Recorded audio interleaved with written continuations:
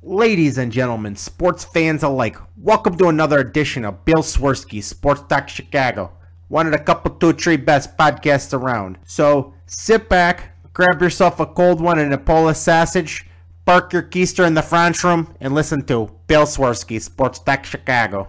In Chicago, you know that all sports rock. The Bears, Hawks, Bulls, Cubs, and Sox. Pick your favorite, you can choose, as long as the Packers lose. For everything you need to know, it's Bill Swerski, Sports Talk Chicago. Bill Swerski, Sports Talk Chicago. Hey everybody, welcome to another edition of Bill Swerski, Sports Talk Chicago. This is your host, Sean. On this episode, we were talking last day of the MLB season and the beginning of the World Series playoffs. And we will also be breaking down the Bears' first victory of the season. You heard that right? Bears' first victory of the season. All of this and more on this episode of Bill Swerski, Sports Talk Chicago. But first, we'd like to thank our sponsor, the Rockford Ice Hogs. If you're not familiar with the Rockford Ice Hogs, they're the AHL minor league affiliate of the Chicago Blackhawks. What does this mean for you?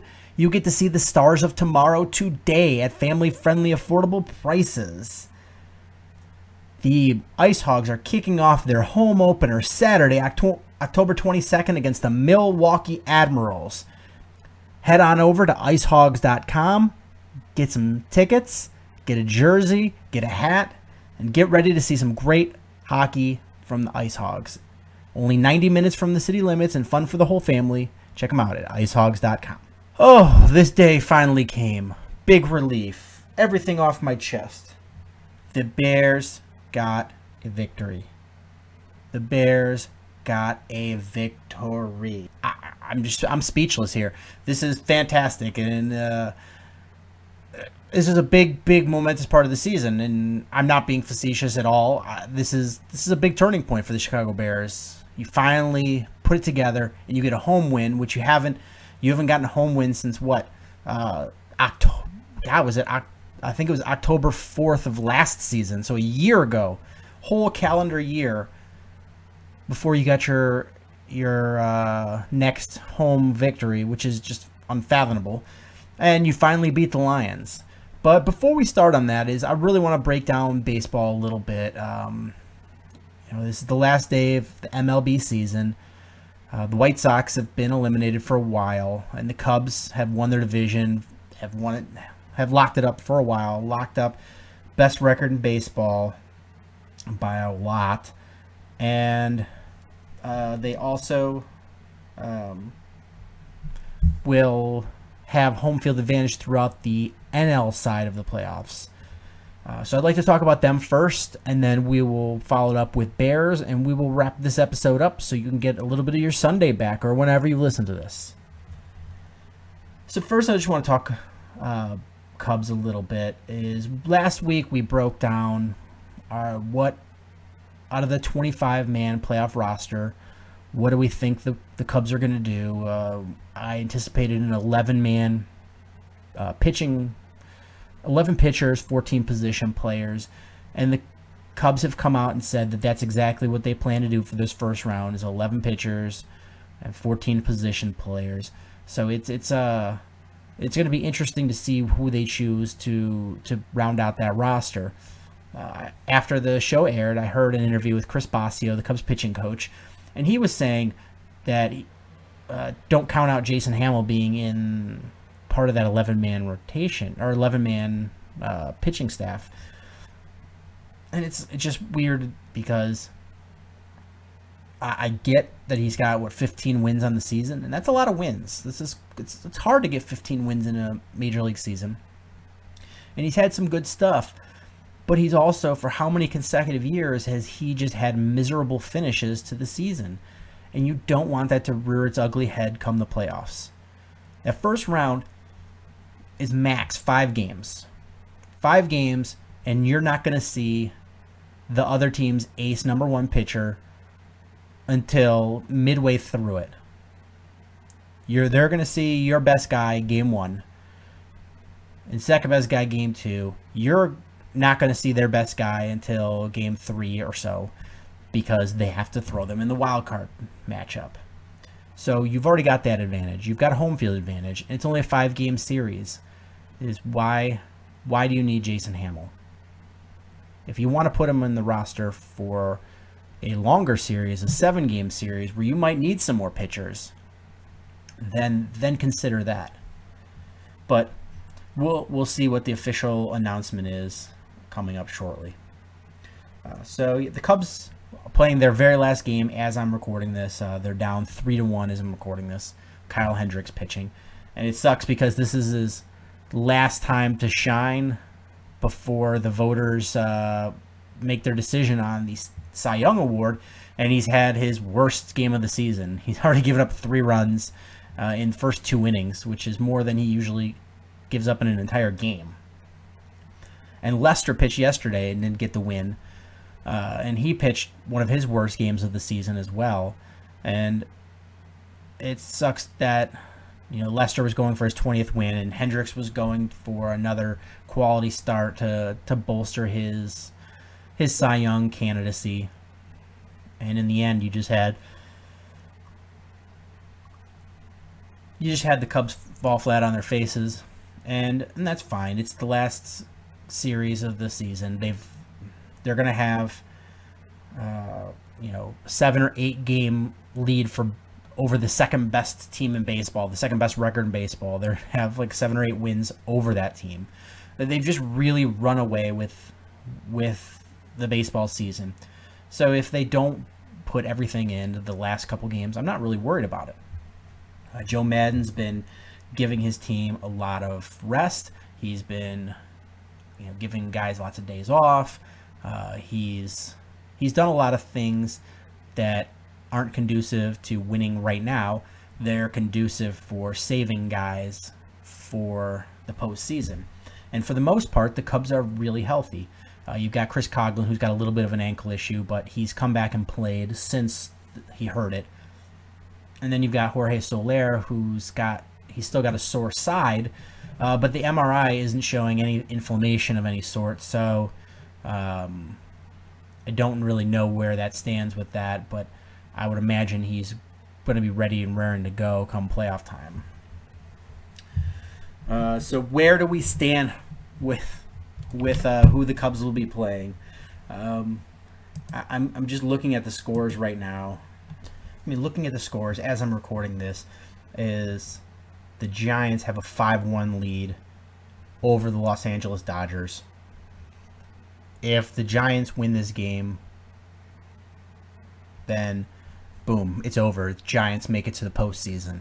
If they lose this game and St. Louis goes on to hold on to this 1-0 lead they have, then those two will have a 1-game playoff to see who goes to the one, which would be fantastic news for the Cubs, because it's probably going to be Bumgarner for the Giants. I'd imagine they'd have to throw him in there to get to this point.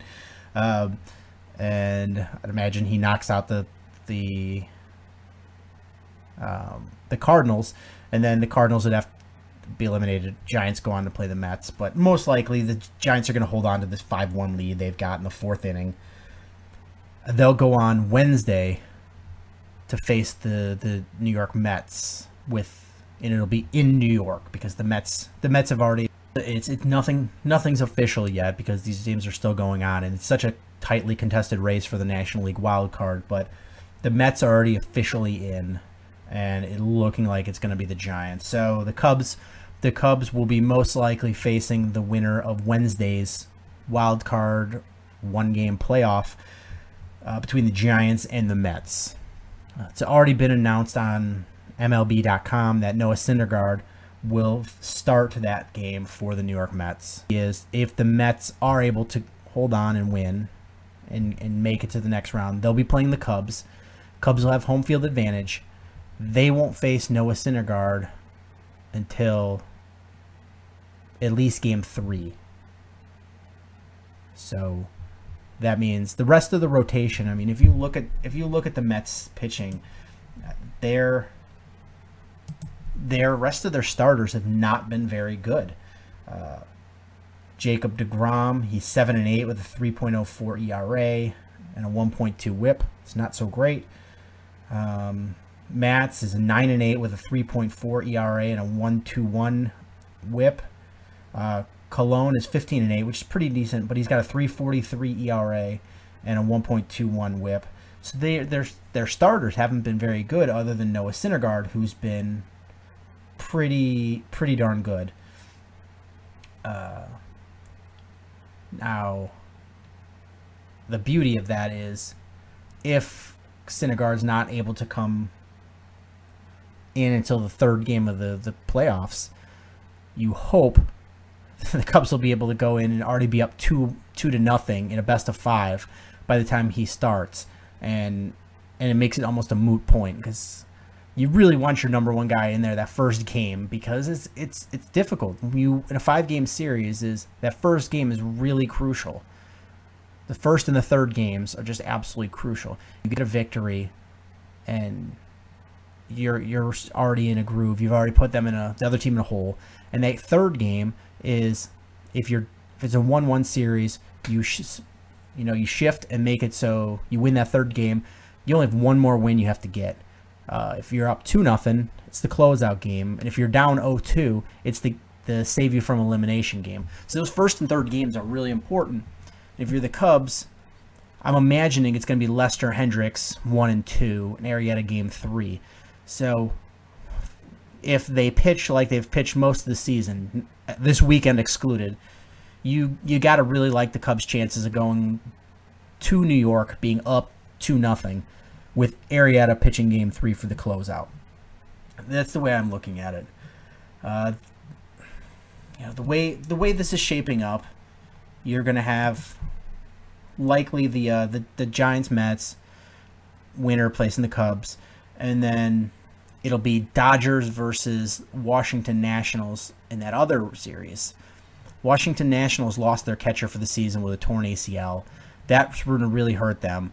Their pitching has been the Washington Nationals' just stronghold this season, but they need to be able to put runs on the board, and losing their signal caller, their catcher, who's also a very good hitter, being able to not have him for the playoffs and for a significant chunk of probably next season as well, that's got to really, really hurt.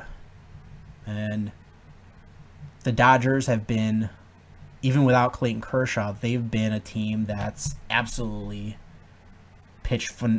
played phenomenally. They're able to just keep sending guys, and winning ball games. And they've put together a really great record without Clayton Kershaw, the best pitcher in baseball. Now, Clayton Kershaw's back, and he's looked pretty sharp.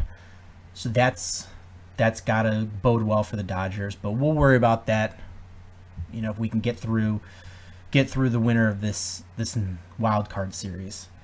Now, the Mets are probably the better of the two teams to play, if you ask me, just because their pitching has been suspect all year, other than Noah Syndergaard, and they haven't been able to consistently put runs on the board. Now, that was sort of their not being able to score was sort of their MO last year, and they really caught fire last year. But a lot of that was Daniel Murphy, riding the back of Daniel Murphy, and him just really clobbering the Cubs pitching. Daniel Murphy's not on the Mets anymore. The Mets still aren't able to score a ton of runs. And with the Cubs pitching, if they pitch like they have all season, which I know last year Jake Arrieta was just absolutely dominant, and then came the playoffs and he just ran out of gas. That's what happens with one guy. I can't imagine you're going to run out of gas with Lackey, Lester, Arrieta, and Hendricks. I just can't imagine all four of those guys running out of gas at the same time. Last year, Lester was shaky a lot of the season. Pitch put up decent numbers for him, but for him, it was a shaky season. Arrieta ran out of gas. And then you just had a lot of inconsistency with the rest of your starters. This year, you're not seeing that. I don't see this Cubs team giving up runs in bunches like they did last year, all the home runs. And the Cubs offense is better this year. They're much more well-rounded. They've got more guys that can come in. They've got more weapons. last year they were riding one guy, one bat for most of the playoff, or two bats, I guess. And now you've got Chris Bryant, who's hitting much better. You've injected Wilson Contreras into this lineup. Addison Russell's a much better RBI guy. Javi Baez is playing much better. You've added Ben Zobrist, who's been brilliant in the playoffs for the Royals. You've really well-rounded yourself, and you've got some left-handed put in the lineup that should help you out. The Giants are going to be the more scary of the two teams to face, and not that I think that they're infinitely better than the Mets, but the Giants just have this air about them as they know they can go ahead and win. They win pretty much the World Series for the better part of a decade. They win every other season, and this is their season that they're due.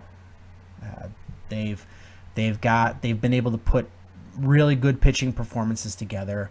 Their starting rotation is much more formidable than the Mets. They're able to, even if they throw Madison Bumgarner out there for that one-game wild card, you're not having a huge drop-off when you go out to game 2 and you throw, when you traipse out there game 1 with Johnny Cueto or Moore or Samardzija. You've got good pitching. You've got a really good rotation, and you go 6 starting pitchers deep with this team. That's tough. So even if you do throw Madison Bumgarner in there for the first game of that wild card game, and you don't have him for game 3, who cares? You're going Cueto, Moore, Bumgarner, Samardzija, those 4 games anyway, just an out of rotation. You don't need really depend on Noah Syndergaard much more than the Giants depend on Madison Bumgarner. That's the big difference. And the Giants' offense is able to. I don't know if they have any big boppers that you totally fear as the one guy. I mean, Buster Posey has had a mediocre year. Angel Pagan, Span, Pence, all those guys can put runs up. But what it is the Giants play really well as a team. They have timely hitting. They get contributions from everybody. You get tough at-bats from everybody. And they manufacture runs that way. And with their pitching, they're a really tough matchup. And I really am rooting for the Mets to beat the Giants just because the Giants are a much more formidable opponent in that first round. The Mets, on the other hand, they could beat you. They're a very dangerous team, but like I said, they really depend on Noah Syndergaard to pitch, to give them good pitching, and you're not going to have him till game 3. And other than that, their offense is just pretty mediocre. It's gonna be fun to watch, and we'll be waiting to see. Like I said, Wednesday night is going to be the National League wild card play-in, and we'll know Wednesday night who the Cubs will be playing, and that first Cubs game will be Friday.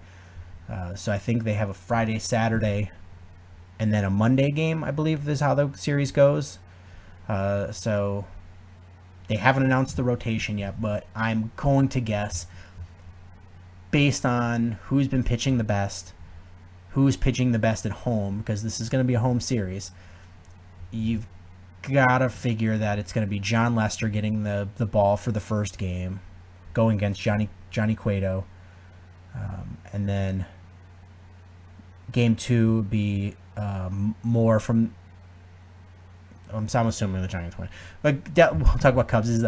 You got to assume John Lester's going game 1, Kyle Hendricks going game 2, and Jake Arrieta going game 3. So we will see, and by the time we talk next week, there'll be 2 games in the books already. And fingers crossed, we're looking at a 2-0 series lead for the Cubs going into game 3, either in San Francisco or in New York. That's really all I have to say. Cubs are healthy.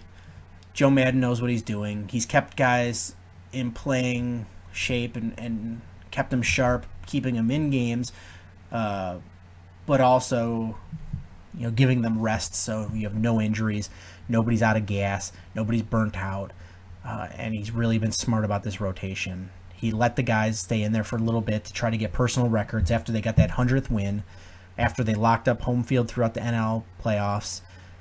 He let Chris Bryant try to go for those 40 home runs. He let Lester try to go for his 20th win. He's let guys try to go get their personal records, but not at the detriment of the team. So that's been really smart. And I know not everybody's super happy with the way Joe Maddon's done it, but it's been the smart thing. You don't want guys to be burned out, especially a Jake Arrieta where he's got to be really important, and you want him to have some rest. He had a miserable game his last time out. Absolutely miserable. Worst outing since 2014. And that's the one that scares me, because you need Jake Arrieta to be at least the Jake Arrieta the first half of the season. I know you won't get the Jake Arrieta like you had last year during the regular season, but at least the first half Jake Arrieta, where he's very sharp and he's getting the outs. He had his worst performance in over 2 years, his last time out, and he was pissed. He was pissed at the catching change. He was pissed about being taken out early. He was pissed about not getting his 200 innings for the season. I get he's an emotional guy, but you can't. This is a team game, and your whole goal is to win the World Series. If you're Jake Arrieta, and you've put up some pretty bad numbers in some games this year, and you don't win the World Series with your team, you lose a lot of leverage that you have in free agency. Just telling you that. You're in your 30s. You haven't, second half of this season, you've been pretty bad. You've had like a 4.5 ERA. Haven't been very good. You've been the fourth best pitcher on your team. Maybe even fifth at some points. Jason Hamill falling apart. If Jason Hamill played like he did in the first half, then you would have been the worst pitcher on this team. And you're not bringing home a World Series to have that sentimental type leverage. It's a tough go for you. So it's really important that he comes out when he finally pitches in this series and really puts in a good effort. And it's going to be really important. The Cubs are going to need solid efforts from everybody. And I think in everybody's first go-around, if you get a good performance, even if you don't get the win, if you get a good performance, you get Lackey coming out there and he'll give up his customary one solo home run, or he's give up one run early. Hendricks giving up his customary solo home run to prevent a shutout. John Lester coming in looking great. And if you can get those from these guys, and if you can get a good performance out of Arrieta, that really sets the stage, sets the confidence for these guys, gets you past the first round, and then you face the winner of the Dodgers Nationals. And I like the Cubs' chances versus either of those teams, much more so than I did in the Mets last year. And hopefully onto the World Series. If they don't do it this year, I'll be bummed, I'll be sad, but I know it's not the end of the road. This is a team that's built for the long haul, not like in the Hendry era where it was they put together one team for a year, and then you had to basically put together another team for a few years down the road. This team is a really good core of guys. They're going to only get better next year as far as their hitters go because they're so young.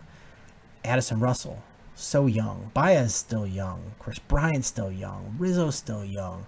And you're going to get a 40 home run power guy coming back next year. So it's a lot of things going up. And the way that the baseball playoffs work, it's a lot of crapshoot. In hockey, for the most part, the best team usually wins. Basketball, the best team almost always wins. Football, generally the best team wins. But baseball, it comes down to who's just playing the best at the end of the season because it's such a long season, and a lot of funny things can happen. One pitch be an inch off can change from the game from a victory to a loss. It's so much of a crapshoot. That's why the Atlanta Braves in their heyday in the 90s, their philosophy was, hey, we know all you can do is put together a team to get you to the playoffs. After that, it's a crapshoot. I mean, you had 3 Hall of Fame caliber guys, and it's your pitching rotation with Maddox, Smoltz, and Avery. Well, I mean, sorry, Smoltz, Maddox, and Glavine. Avery was a good pitcher too, but not Hall of Fame worthy. And you had some really great hitters on that roster, and you didn't win a ton of World Series, even though you won the division and made it to playoffs like every single year for a long time. That's the craziness of baseball. So the Cubs have Jed and Theo put together a team that is as good as you can do to withstand the craziness of World Series playoff baseball. They put together a really good rotation that's pitched phenomenally this season. Best rotation in baseball during the regular season. They've got up and down with lefty and righty bats. They've got power. They've got guys that get hit for average. They've got on-base percentage guys. They've got veterans. They've got young guys. They've got a really great defensive team, which statistically, best defensive team in history. So on paper, they've done everything they can to put a winning club together, and they've got a great bench. I mean, either you've got David Ross, 2 of the following 3 on your bench: Wilson Contreras, Miguel Montero, and David Ross. You've got Coughlin, you've got Caesar, you've got LaStella, you've got Soler, you've got Javi Baez. These are all guys that can come off your bench, and they're all guys that can just put it out of the park, or put together a really great at-bat, draw a walk. So the Cubs have really absolutely put together a phenomenal team. Now it's just putting it together, and that's Joe Madden's job, it's Chris Bossio's job, and that's the players' job, and we'll see what they do. So next week when we talk, we're either going to be a nervous wreck because it's 1-1 or 0-2, or we're going to be riding high because it's 2-0. So we'll see then. Now let's talk about the Chicago Bears. Bears had a really great win at home, a 17-14 win against the Lions. And it wasn't even, I can say it's not even as close. The score wasn't as close as it appeared because with 2 minutes left in the game, the Lions got an 85-yard punt return for a touchdown and converted the 2-point conversion. Other than that, is the Lions offense didn't put the ball in the end zone. The Lions defense didn't put the ball in the end zone.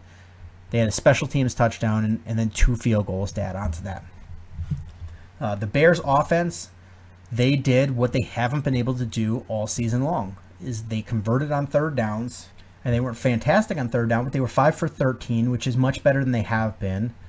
They ran the ball consistently and consistently well, and they had a good run pass average. The run pass still wasn't at that 50-50 mark that you like, but the Bears really did a great job, and they utilized some short passing as almost a run game. But the Bears did a great job today, and they took advantage of a lot of the Lions' mistakes.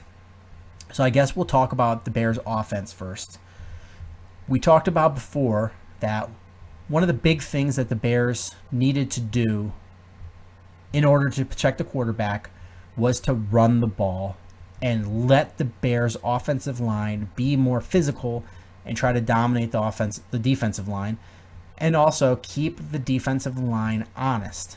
If they think you're passing every down, they're going to be much more likely to send blitzes. They're going to be much more likely to put pass rushing specialists in to pin their ears back and just go after the quarterback. And they're less likely to be, they're going to cheat and try to, not cheat in as far as like bend the rules, but they're going to not worry about staying contained on possible run plays, and they're just going to go after the quarterback. And those are the types of things that happen when you consistently pass the ball. Now, if you have a phenomenal offensive line, those don't matter. But when you're most teams, especially a struggling team with a an inexperienced offensive line that hasn't played together very much, you need to make sure that you're running the football and allowing the offensive line to establish their dominance. And the Bears came right out, and they came out of the gate running. And part of it was Jordan Howard looked great. Barring an injury, I don't see how he loses his job to Langford when Langford comes back. Jordan Howard looked great. He ran with power like the Bears and John Fox like about Kadeem Carey, where he just puts his head down and really stiff arms guy. He runs with speed. He catches the ball. He looked great out there, and he doesn't go down with first contact. It just doesn't happen. He just really, he drags it for an extra couple yards, and when he falls, when he goes down, he goes forward. He doesn't go backwards, and he's always at the end of the play. Like, if you watch, he's setting his shoulders up to try to stiff arm somebody and knock him over as he's going down. It's amazing. Love watching him, and I liked him coming out of college. I really did. You can go back and listen to the breakdown shows where I talked about it. I loved him coming out of college, and my only concern about him was being able to protect the quarterback in pass plays, and he did fine at that. He had some really nice pickups.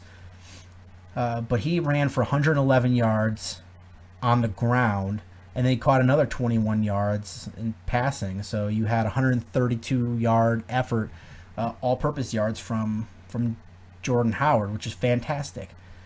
Brian Hoyer looked really good. He looked comfortable out there. He spread the ball around, so it didn't matter. You couldn't double cover people.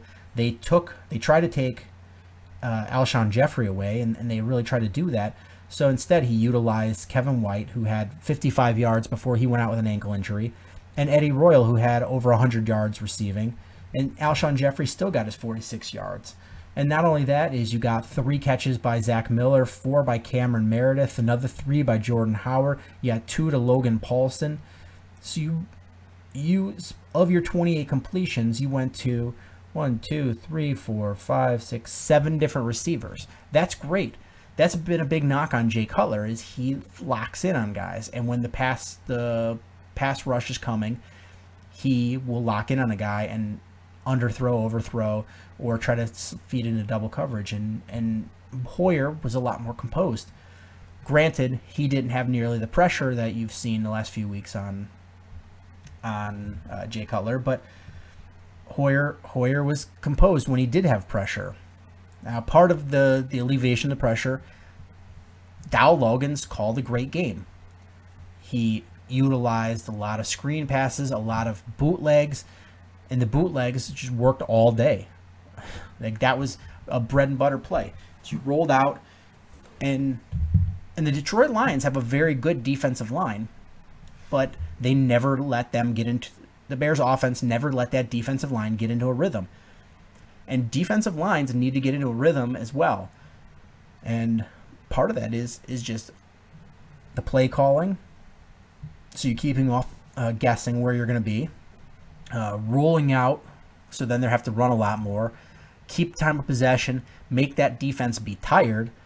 And utilizing a lot of screen passes and a lot of other things where you keep those guys running, keep the ball moving, convert on third downs, and put points on the board. That's the recipe for winning. And the Bears really did a good job. Now, there was a lot of times in the game where they had nice drives put together, and right at that cusp of, if we could get another 10 yards, we might be in field goal range, not being able to get that third down conversion or to get into the field goal range. That was a knock on this team as well. But this was a really great step forward. So I was happy with the Bears offense, and it's great that they finally have a competent backup quarterback in there, because you didn't really miss a beat. Last week sucked. The Bears had a hard time with Brian Hoyer. This week, he looked confident, no turnovers. The Bears protected the ball. It was really great to see. Now, on the other hand, the Bears' defense, the defense, they had their pluses and minuses. We'll talk. The defensive line still has had a lot of trouble getting to the quarterback. They were really great with the running game. Riddick, who's been a tough runner so far, they held him to 31 yards on the ground, and Zenner another 12. They really limited the Lions on the ground. The only big running plays that they gave up were Matt Stafford scrambling. He had a 15-yard scramble that really hurt the Bears on the scoring drive. But the Bears weren't able to get a ton of pressure on Matt Stafford. But what they did was, again, and we talked about this before, is the Bears relied on the Lions making mistakes. The Bears didn't make any defensive mistakes, and this is really a credit to the Bears coaching staff, is the Bears were in the right places. They didn't do anything special. They didn't, other than the 2 picks that they had, one by Dante Hall, one by Jacoby Glenn. Other than those 2 plays, is the Bears didn't really do a ton of special things. A lot of it was they played smart. They made the plays they needed to make, and they let the Lions make those mistakes and not capitalize. Or they let the Lions make mistakes, and the Lions couldn't recover from their own mistakes. A lot of drop passes by the Lions. A poor running attack. A lot of penalties. Those were some things, and we talked about when the Bears face a tougher opponent, they're going to need to get actual stops on defense, whereas they sack on 3rd down, a huge pass breakup, and they're not getting those types of plays for the most part. And you're continuing to see poor play by the safeties.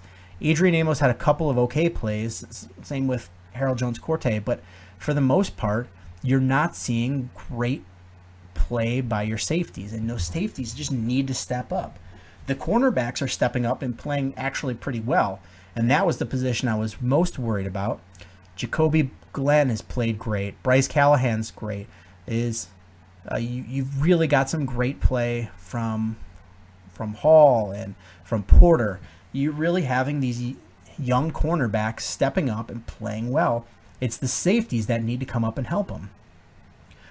Inside linebackers play is Jarrell Freeman has been the MVP of this defense. He's been phenomenal. Your big high-priced free agency was Danny Trevathan, who didn't do a lot and then he got injured.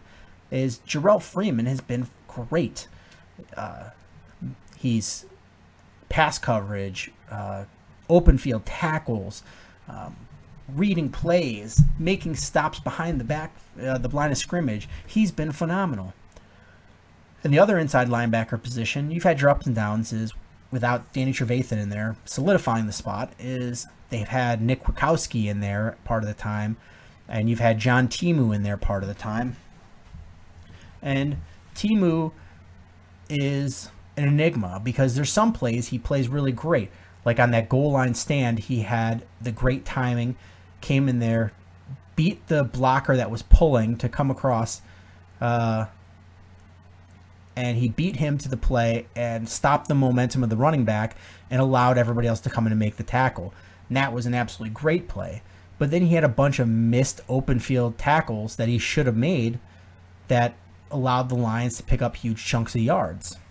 Same thing with Kwiatkowski. Is there was times he came in there and looked fantastic, and other times he really just missed tackles. And that's, granted, they're young guys and they're not high draft picks. Timu was undrafted and Kwiatkowski was a 4th-round pick. But if you're going to be starting caliber, contributing inside linebacker for a top defense, you've got to convert on those plays. You've got to make those tackles. What else did I want to talk about? I'll talk about a few individual performances. Kevin White continues to be another enigma. He's a physically gifted guy.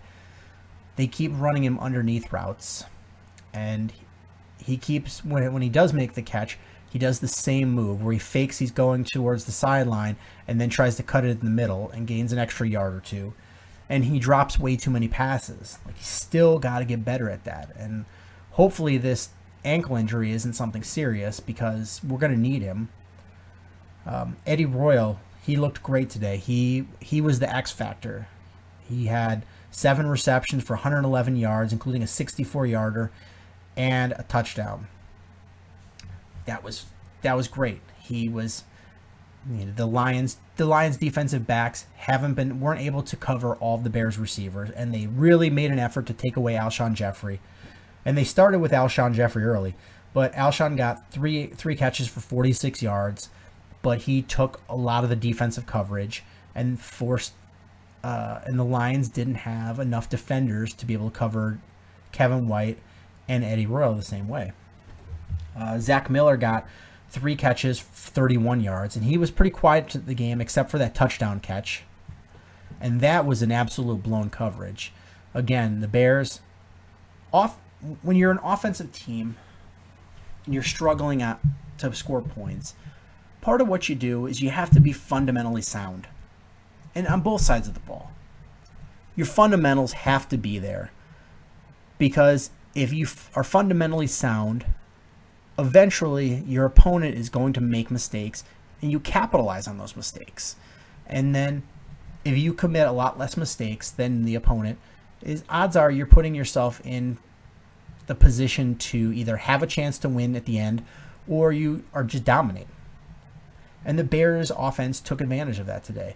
They should have converted on a lot more drives, but they ate a lot of clock. So they had a great time of possession compared to how they've been this regular season so far. They kept the defense fresh by being on the field more. They came out and scored touchdowns instead of field goals, and they spread the ball around, and they had a really great running game. The offensive line played much better today than they have. You didn't see the 2 tackles get beat like rented mules.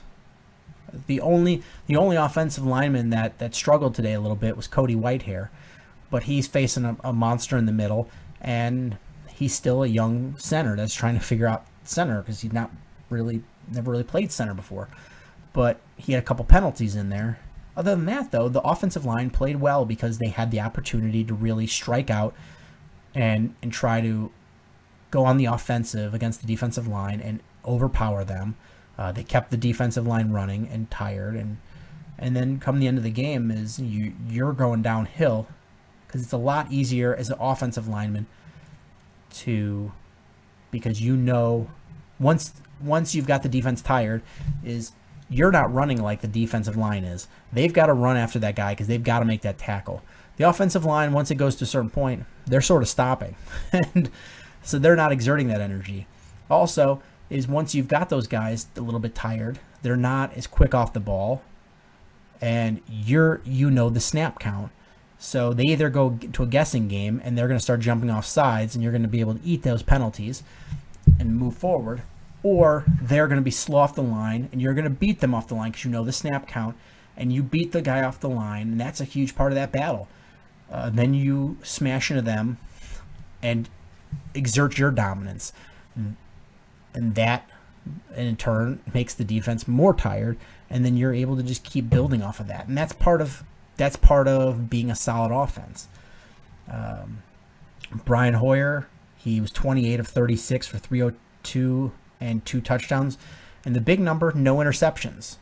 You didn't see Brian Hoyer throw any interceptions, and he didn't throw any dangerous passes. He found the open man. And granted, this is a pretty poor Lions defensive team. He still didn't throw in any bad coverage, and he threw the ball away if necessary. He wasn't afraid to roll out of the pocket. Part of it by his own choice when the pocket started to break down, and part of it was Dow Logan's play calling. Kicking, Connor Barth is awful. I saw a lot of in my news feed about people saying, "Oh, I can't believe the Bears got rid of Robbie Gould. This Connor Barth sucks." Now I want to stop and mention this for a second. Just because Connor Barth is not kicking the ball well doesn't mean the same thing as Robbie Gould being good. I just want to put that out there. Robbie Gould was one of the highest paid kickers in the league. He's been awful for the last couple of years. and he was a headache in the locker room. All three of those things put together means time to go. If you're a headache and you're high paying, but you are nailing every one of your field goals, a team will put up with you. If you're making a lot of money, but you're struggling a little bit, but you're an absolute peach to deal with and people love you, you have a job. If you are struggling a little bit and you're a little bit of a headache, but you are an absolute steal of a bargain, people will put up with you. You put all three of those things together, Robbie Gould had to go. Connor Barth, it was the guy that happened to be available and was the best option available. The Bears next season, when hopefully they're in a spot to compete, they go out and try to bring in some competition and bring in a better kicker. But just because Connor Barth is struggling and is not kicking well doesn't mean that we should have kept Robbie Gould. Those two things are mutually exclusive. What should have happened was the Bears went out and brought in a real kicking competition with Robbie Gould and then cut him that way instead of doing it last second and being like, oh, crap, who's on the street now that we can sign? That was management's mistake.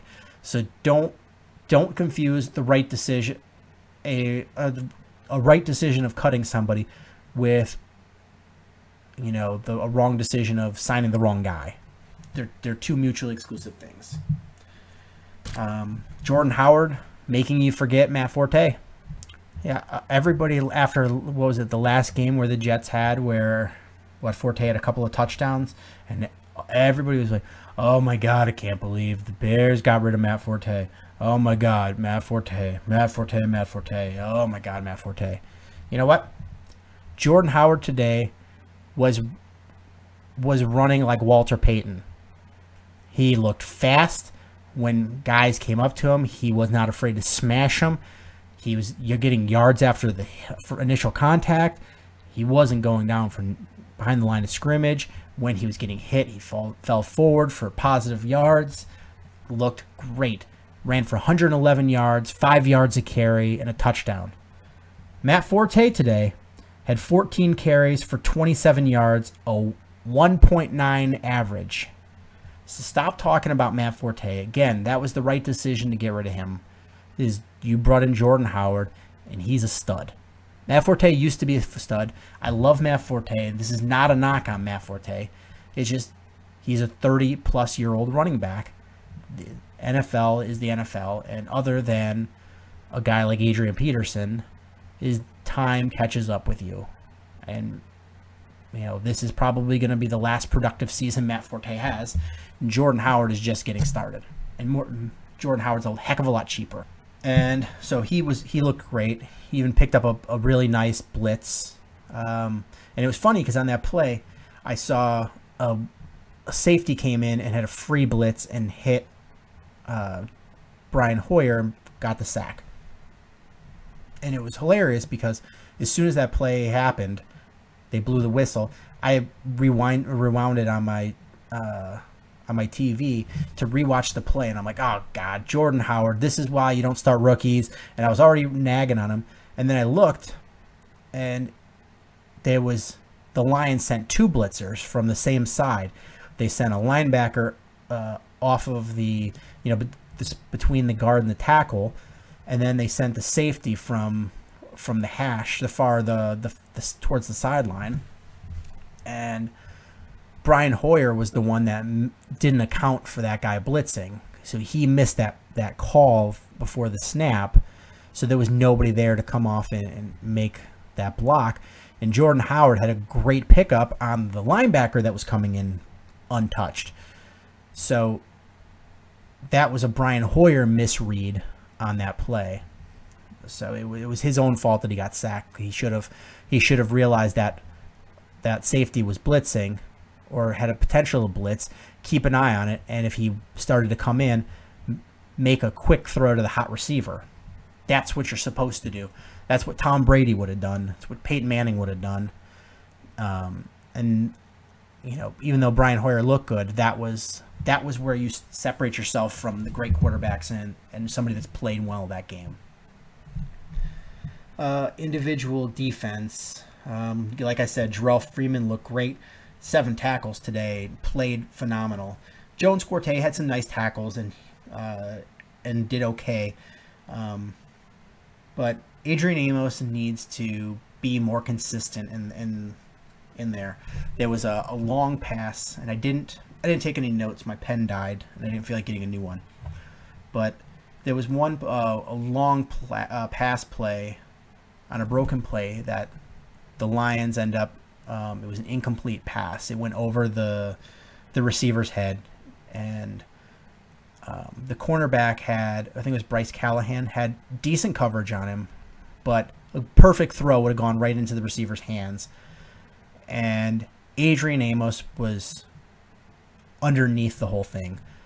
When you're the safety on that side, is you've got to be deeper than the deepest guy. You've got to have, when a guy's going out that deep, you can't leave him a cornerback one-on-one like that.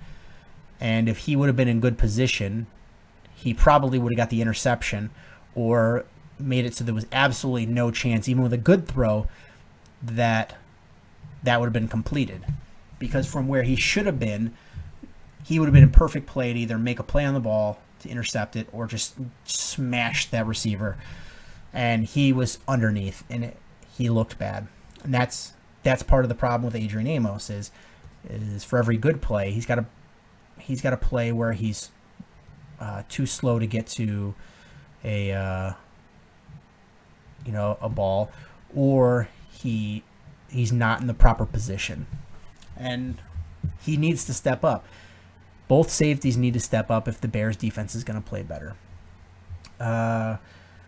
John Timu, again, I want to talk a little bit about it. I talked about some of his missed tackles. There was another play where there was where the receiver went around to the end, and John Timu was just not fast enough to make the turn and catch him, push him out of bounds. And that's part of the reason that was the big knock on him coming out of college. I went back and looked at my notes about him coming out of Washington, and I was like, all right, he's really stout against the run. He knows the position he's supposed to be in. He's been a pretty good tackler. It's just he's very slow-footed, and he showed that in today's game. So overall, considering how many injuries that the Bears have, where they've lost Lamar Houston, they've lost Danny Trevathan, they've lost Eddie Goldman, they've lost Pernell McPhee, they've lost Kyle Fuller.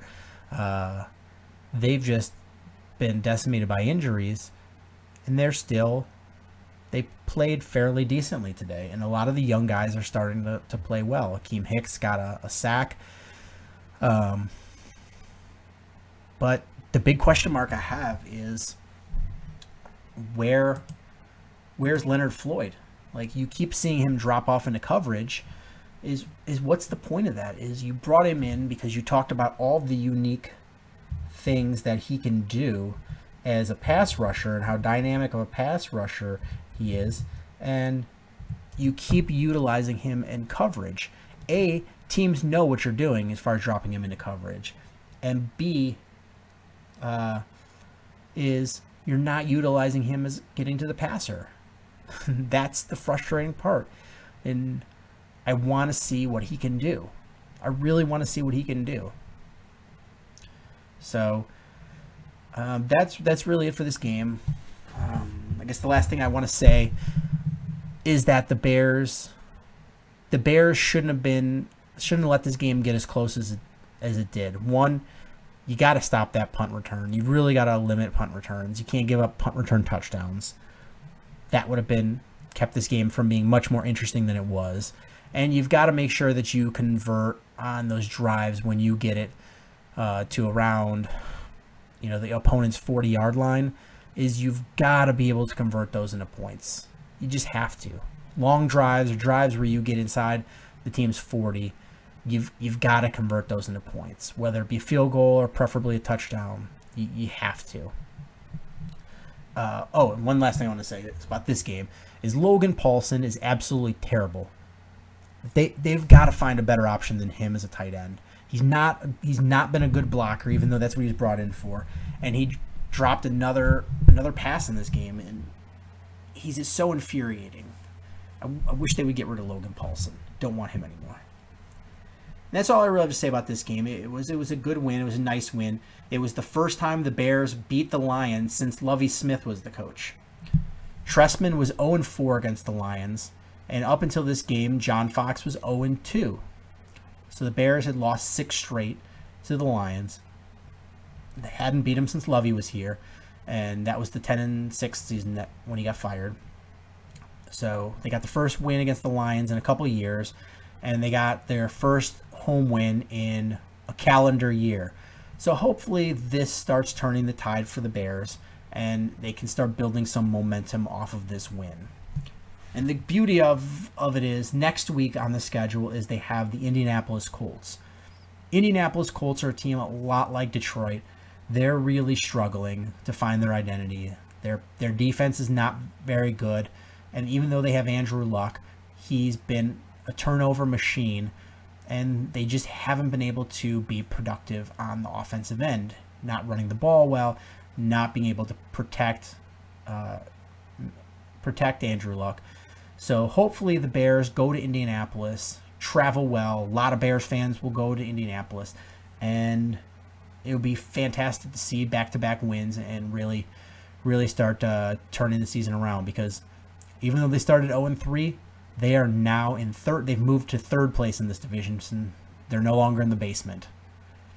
So that's going to do it for this episode of Swerski Sports. Thank you guys so much for listening. Make sure you're subscribing, whether it be on YouTube, iTunes, Stitcher. Tell your friends, and if you have questions, comments, concerns, you know how to reach us at Swerski Sports on Twitter, Facebook.com/Swerski Sports, and SwerskiSports.com. Thank you guys again, and until next time, bear down. Cubs win!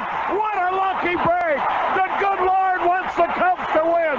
We thank Ditka and God for all they have provided. Cubs win! Cubs win! Cubs win! Oh, I don't want her. You can have her. She's a Packer fan. She can't fit in my van. And she looks like Denver New Yorkers. Smoking crack is not legal on the plains. Bears 31 to -7. The Bears. Oh, when the Bears go bearing down